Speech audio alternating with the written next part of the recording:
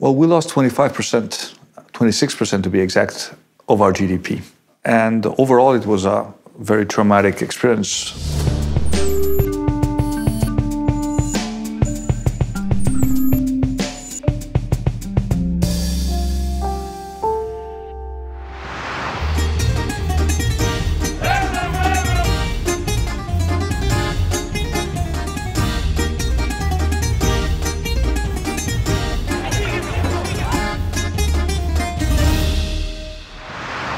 Let's play a word association game.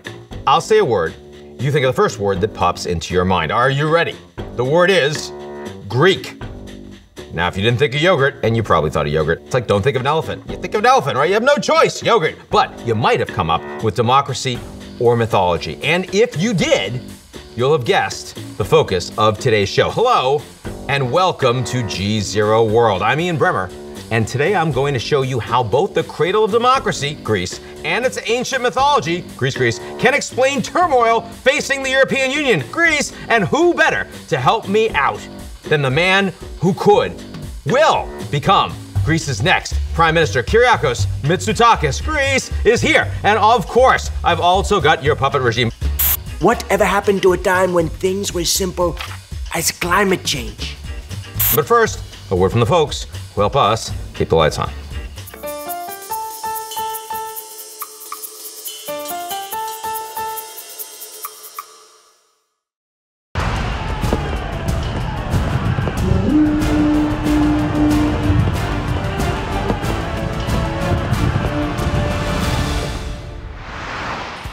For 10 years, he wandered the seas. Odysseus, hero of Greek mythology, vanquished the Trojans, claimed the city of Troy. But it would take him a decade, just as long as Greece's recovery from its debt crisis, for the hero of antiquity to get back to his wife. Thing is, both Odysseus and survivors of Greece's modern-day financial disaster almost didn't make it. In both cases, temptation blocked their paths. For Odysseus, it was the sirens, bewitching creatures who lured sailors to their deaths. Watery deaths they were. For Greek lawmakers, it was pressure from the very political system they helped create, democracy. Greek voters went on strike in protest of austerity measures demanded by European lenders as part of a massive bailout deal. It was the world's biggest financial rescue of a bankrupt country, which threatened to collapse the whole of the European Union. The temptation was to ignore terms drummed up by some bureaucrat in Brussels, but ultimately they didn't ignore it. They cut their pensions, they raised their taxes. Greek leadership tied themselves to the mast of their ship and avoided the siren's call. And guess what? Last year, Greece's prime minister announced the end of his country's bailout era, and he did it from the island of Ithaca, the home to which Odysseus was returning. There's mythology for you. All good, right? Are you kidding me? 10 years on, the Greeks have an economy that's 25% smaller than it was before the crisis began. A third of them now live in poverty or close to it, and a lost generation of hundreds of thousands have fled their country. And still, there are structural problems in the economy. A better analogy would have been Sisyphus, a Greek king forced to push a boulder up a hill, a mountain even, for eternity, only to find it rolling back when it neared the top. Yet the story of Greece has an important lesson. Austerity politics are dangerous. Germany hasn't gotten that message. They were the ones that bailed out their own banks first, while the Greeks were taking it on the chin. And as a consequence, any surprise that one of the first major populist governments in Europe turned out to be in Greece itself? Anti-establishment trends emanating from Greece, helping to rip apart the European Union. Also, inequality in Europe itself is only growing. The willingness of the Greeks to say that they align themselves with Europe in the long term and that they have the same common values, support the same institutions, are all part of one big supranational European common market, that gets a lot harder in response to over 10 years of crippling Great Depression, wider and deeper in Greece than even in the United States, while the Germans feel pretty good about the future of their economy. But at least one leader is still all about austerity, and it turns out she has a special inspiration. ハロー、私の名前は近藤まりえです。私のミッションは片付けによって世界をときめかせていくことです。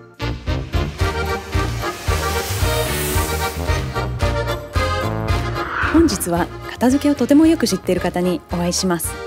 もしかしてこの方はきちんとしすぎているかも。Yeah, hello, Greece. Guten Tag, Greece. It's Angie. So it's been 10 years since we forced you to clean up your act amid a little austerity. How do you feel? I mean, we lost 25% of our economy. Yeah. Okay, but let me ask you, did that 25% really bring you joy? This just got way too real for me. 来週は洗濯前の畳み方についてお話ししたいと思います。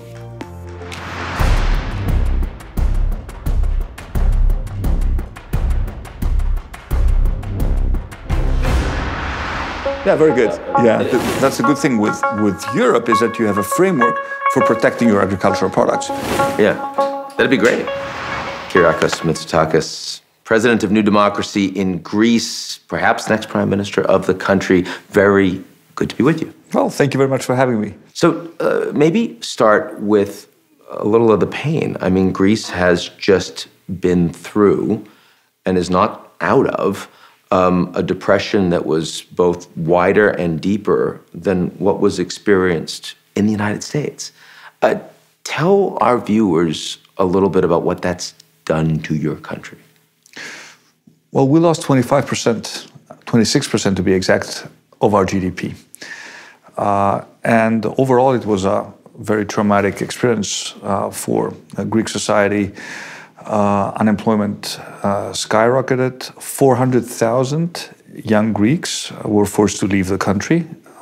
Very talented, very educated young Greeks decided to leave, were forced to leave because they didn't have enough good jobs. Poverty increased significantly. So there was a lot of pain. And the problem with the Greek crisis was that the pain was prolonged unnecessarily. In my mind, this crisis should have been over in 2015. But that was a time when Greece decided to experiment with populism. And we were the first to actually elect a populist party into power. Syriza and Mr. Tsipras, who got elected by essentially promising that they would end austerity and rip up the programs with one law and magically, restore pensions and wages in a completely unrealistic strategy. You remember what happened, and I'm sure your viewers remember what happened during the first 6 months of 2015. The Varoufakis years, our ex-Minister of Finance. Yeah, we literally came very close. The best-known Greek at that point in the West. Unfortunately, he didn't do Greece much justice or made us feel very proud. But we came very close to actually leaving the Eurozone in July 2015. And then Mr. Tsipras made a spectacular U-turn, but the damage was already done. And these first 6 months cost us in excess of 100 billion euros, an unnecessary third program. And now we're at a stage where, technically we're out of the program, but still under heavy supervision by the European Union. And we still have not restored full market access. And more worrisome, the economy is not growing fast enough for people to really understand that we have left the crisis behind us. And there still is a lot of pessimism in Greek society. So after almost 10 years, one can be cautiously optimistic. Understandable to point fire at mistakes made domestically inside Greece. But of course, part of the reason for the rise of populism was because of so much anger at the Germans, so much anger at the EU. How much of that is justified? I mean, the German banks, of course, were the ones that were fully bailed out after all of this hit. The Germans thought of the Greeks as lazy, even though the Greeks were very hardworking. I mean, what do we think about the dynamic between Greece and Germany at this point? To a certain extent, austerity has been pushed too hard in Greece. At the end of the day, of course, we had to make a significant fiscal consolidation. But this is not just about balancing, the books. It's also about changing the fabric of the Greek economy and making it more competitive, and making real reforms. I mean, we talk a lot about structural reforms, but what is it really all about? It's about making our public administration more efficient. It's about making our educational system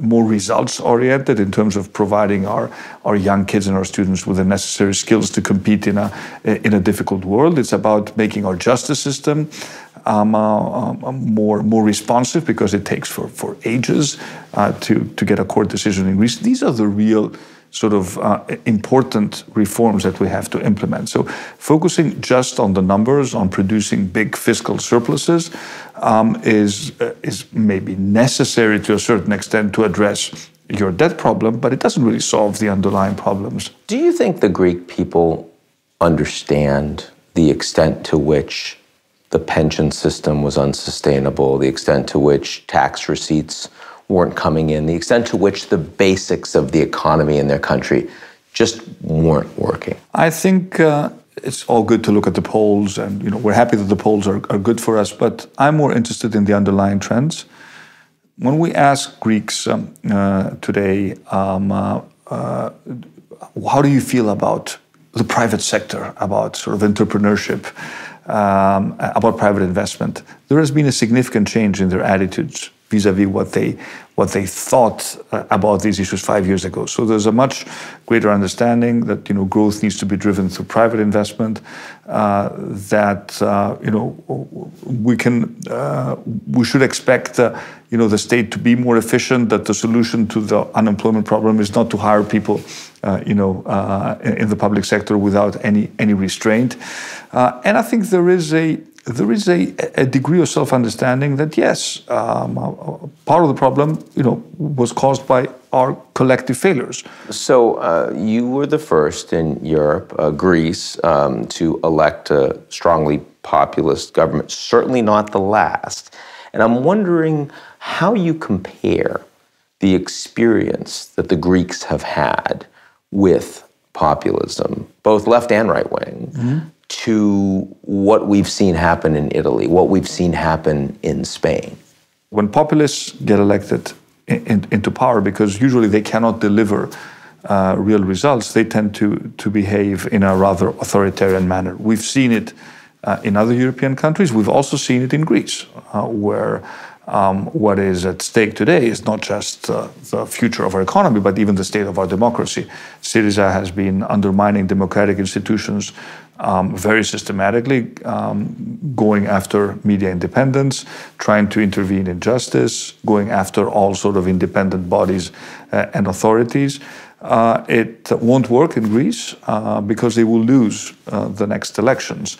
But also won't work in Greece because I assume the institutions are strong enough to resist it. The institutions were strong enough, but they were also under a lot of pressure. Yes, our constitutional court, when it was necessary, took important landmark decisions, against the Syriza attempt to control the media landscape. But Greece is a country that has institutions that still need to become stronger, obviously. So I'm a big believer that institutions matter, that there is a correlation between the quality of your institutions and the level of prosperity in a country. And we have a lot of work to do on that front. But one of the reasons why it also, why this attempt to encroach upon institutions didn't succeed had to do with the fact that we managed to present a unified front as opposition. We made it very clear. We highlighted these issues. We fought hard in Parliament to raise public awareness, but that doesn't mean that the effort was not put in place to actually try to play that game. Now, Greece is the crucible of democracy for the world. Democracy doesn't seem to be doing as well as many had hoped these days. And not only the challenges you're facing in your country and across Europe, but also more broadly. As a Greek, How do you think about the challenges that democracy is facing around the world today?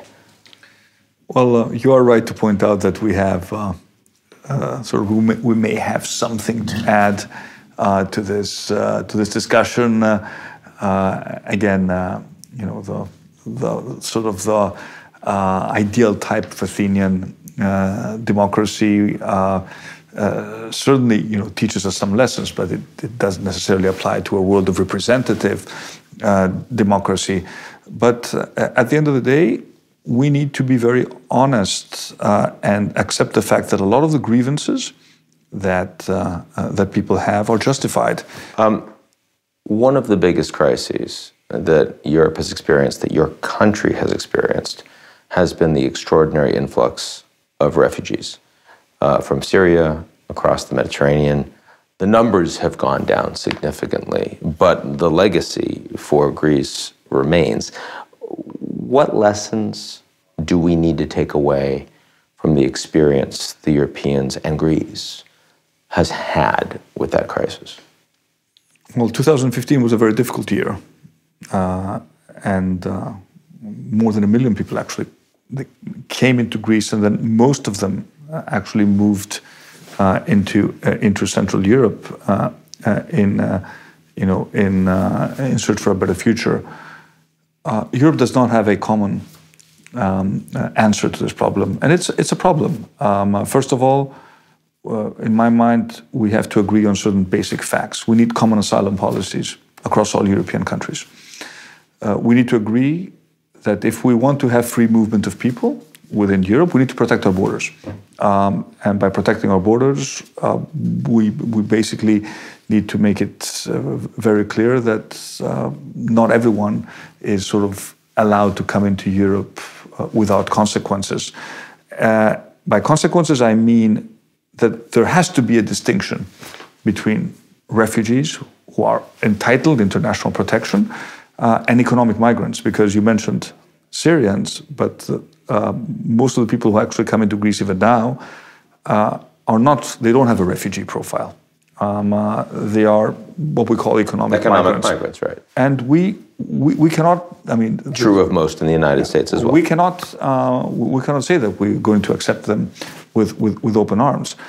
And Greece, being a frontier country, cannot handle this responsibility on its own. Politically and ideologically, most of what I hear from you is the populism and the tribalism is a problem. We need to get away from it. It's important to do the right things for economy and security. Mm-hmm. And yet on this one, mm-hmm. we're focusing on the nation and the tribe and the traditions, which are sensitive, I understand, but nonetheless, how do you deal with that? I think this is not just about, political tactics. Look, Greece is a country that is today, I would say, lucky in a difficult part of the world to be ethnically homogeneous. Let me ask you another tough one, which is, we know about the Chinese spending a lot of time and effort investing across Eastern Europe, investing in Greece. Just recently, the Italian government announcing they want to formally join Belt and Road. If you're prime minister, would you want Greece to formally join Belt and Road? I would not go. I would certainly not go that far.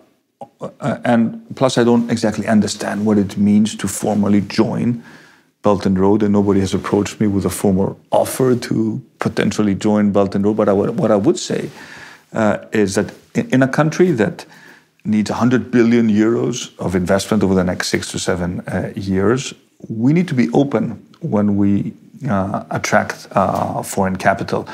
The Chinese were the first to actually take a serious look and invest in the port of Piraeus at a time when nobody else was interested. And frankly, they did a good job. By good job, I mean they took a port that was completely run down and transformed it into an efficient operation, creating lots of jobs and upgrading the whole Piraeus area. And they also have ambitious projects now for the commercial port, not just the container port. They're not going to take the port away and move it to another country. We still retain full regulatory control over how we manage our policies. So I don't see a serious risk of the country being taken over by Chinese capital when it comes to critical infrastructure. So I'll be a little bit more show a little bit less panic about So on an issue like Huawei, where the Americans feel very strongly these guys need to be kept out, some American allies agree. The Brits are being a little bit more, I would say, hedging in their behavior. Cheaper system, rolling out in 2020, open national security concerns. What do you think about that? I'm not that knowledgeable about the details of 5G technology to know how much of a threat that could be, but that is a different story, because there you're talking about seriously compromise. What could be, I don't know, what could be a compromise on a critical infrastructure that has to do with data protection and with critical networks. A port is not necessarily in the same category. That's why I would differentiate vis-a-vis the types of investment. And at some point, if there is a real case to be made at the European level and there is real data and evidence, I would look at it with a lot of interest. But again, coming back to your initial question, Greece needs capital. And we want to get capital not just from the Chinese, we want to get it from the Japanese, we want to get it from the Europeans, we want to get it from the Americans. If you look at the relationship between the US and Greece, strategically, it's excellent. It's as good as it ever was. The reason being that Tsipras, also vis-a-vis the US, made a huge U-turn. I mean, these were the people who were always protesting against the US, considering them imperialists, and they wanted to kick, the US bases out of Greece. Now, Mr. Tsipras told us that the U.S. is, number one strategic ally for Greece. As someone who studied in the U.S., I can only welcome this development. But if you look at U.S. capital, direct foreign direct investment by the U.S. in Greece, there's almost none. There's very little.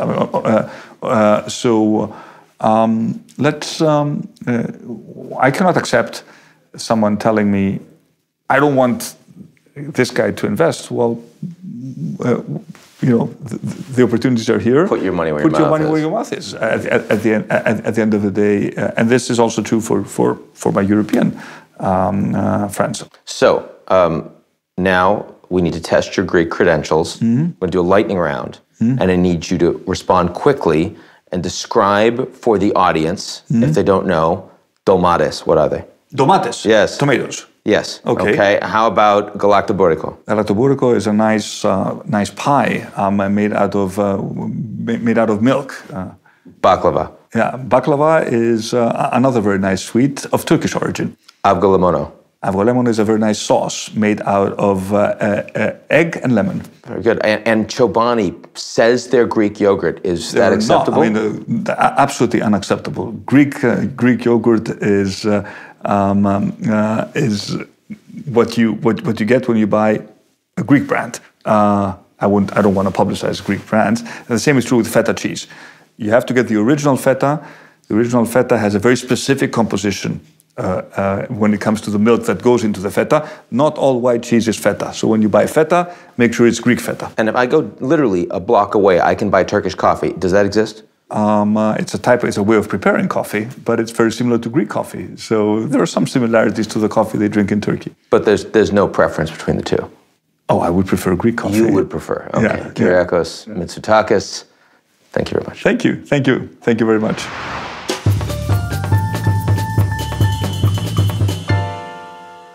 And now for something completely different, I've got your puppet regime.